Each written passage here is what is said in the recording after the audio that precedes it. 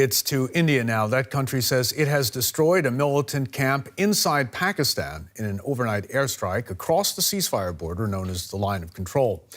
Indian media is reporting some 200 casualties in the raid on the alleged camp in Balakot. Pakistan acknowledged that Indian military aircraft had violated its airspace, but denied the reports of casualties. The strike comes amidst heightened tensions between the nuclear-armed neighbors after a militant attack killed 40 Indian troops in the disputed Kashmir region earlier this month. The Indian Foreign Secretary accused Pakistan of failing to take concrete action to dismantle the camps that arm and train hundreds of jihadis on its soil. He said Delhi acted on, quote, credible intelligence that Pakistan-based militants were plotting further suicide attacks across India. In the face of imminent danger, a preemptive strike became absolutely necessary. In an intelligence-led operation in the early hours of today, India struck the biggest training camp of the Jaish-e-Mohammed in Balakot.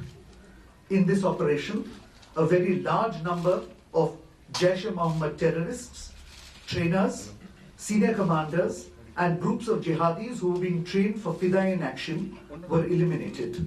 Let's get the very latest now from our correspondent, Nimisha Jaiswal, joining us from Delhi. Good morning to you, Nimisha. Can you tell us some more about these strikes, and does this mark a dangerous escalation?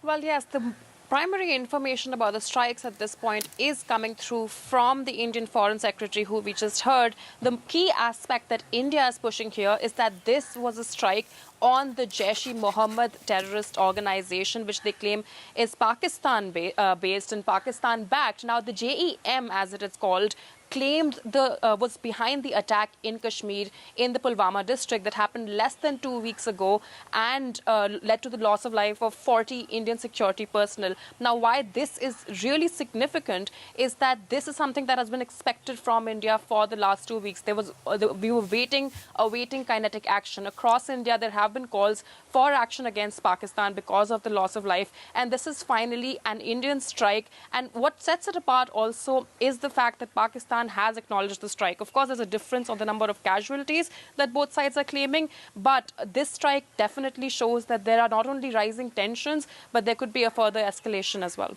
Okay, a further escalation. There have been other strikes, haven't there? How's this different? Could we expect more strikes then? Well, what really sets this strike apart is the fact that the line of control, as you mentioned, which is a de facto line between Pakistan-administered or Pakistan-occupied Kashmir and Indian-administered Kashmir, that has been crossed. Now, it's really important. The last big war that happened between India and Pakistan in 1999, which we call the Kargil War, even then the line of control was not breached.